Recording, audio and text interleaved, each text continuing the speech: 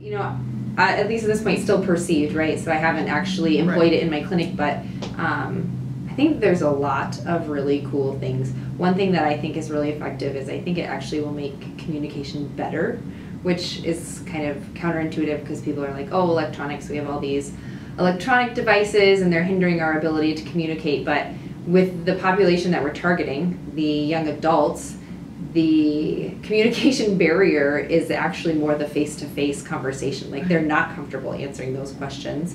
And so I think giving them an outlet that they're familiar with and comfortable with will actually make us as physicians able to get the information we need to provide good care to them. Mm-hmm. And so this is where I've had lots of patients in my clinic where I've wanted something like this, you know, to be able to get that communication. And being a resident and getting to work in other clinics, I've also encountered things like that. And I've had patients specifically where they're coming in for routine, routinely coming in for visits for a problem that in the back of my mind I am highly concerned is related to sexual behaviors, you know, risky sexual behaviors. Mm-hmm. And there's no one asking them those questions. There's no one addressing those topics. They're kind of skirting the issue, whether it's because a parent is in the room or because the physician's uncomfortable asking or because the patient doesn't want to talk about it,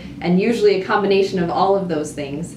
And you know, some people might even go as far to say that there's probably resources being wasted because we are looking for other solutions to the problem instead of getting to the root of the problem, which might just be the behaviors that are occurring that need to be addressed. And the cool thing about the app, which I'm sure you've talked about, is not necessarily that those behaviors, they have to be a certain way. Like, we're not trying to make everybody do the same thing, but we're addressing a patient with their specific behaviors and what they can specifically do to change the risks that they have. So. I think it's really easy to administer, and so we in the medical field are constantly moving towards newer, faster, bigger things, and this electronic screening, like the use of a tablet, is actually becoming very popular for other things as well, like the Ages and Stages, which is a developmental screening for young children that we use. That's commonly done on tablets in the waiting room, so it's really nice to be able to collect that information ahead of time, and I can spend more time actually counseling the patient and talking to them and providing education and guidance versus just questioning them.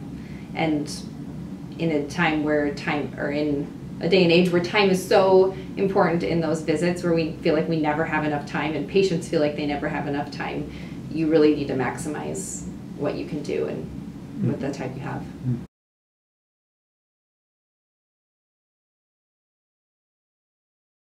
I mean, I'm a person that I feel like I'm passionate about this, so I'm pretty comfortable talking to patients about this. That doesn't necessarily mean that the patient is passionate and feels comfortable talking to me about it, and most of the time that's the case. So there's one situation where I can try to be, you know, friendly and establish this relationship with the patient, which is kind of how physicians rely on providing good care and getting good information, is by building a relationship.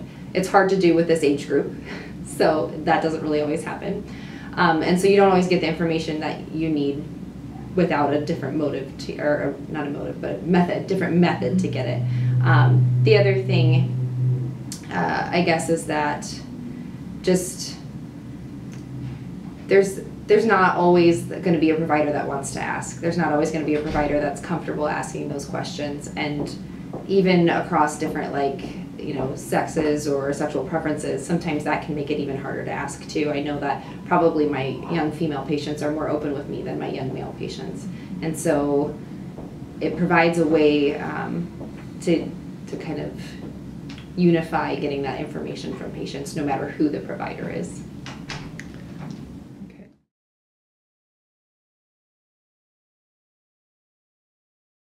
Our clinic is where I'm practicing right now is a majority of Medicaid patients. So we have a lot of most of the patients that I use it for would be Medicaid, so that's the insurance company I'm most familiar with using.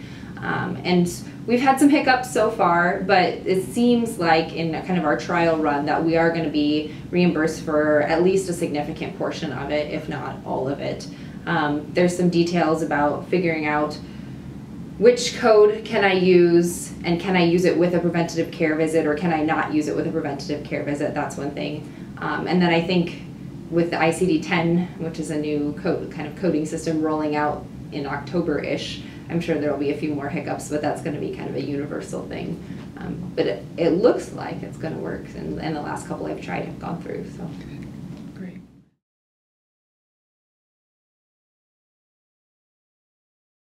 Else?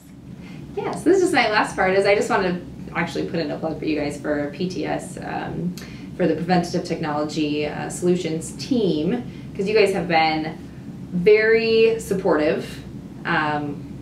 Like with everything, very patient, proactive, and flexible, and that's actually, I think that's really helpful, and definitely open to feedback and adjusting and changing, and I think that'll make the product that you are providing like very, very applicable and very user-friendly to physicians. Great.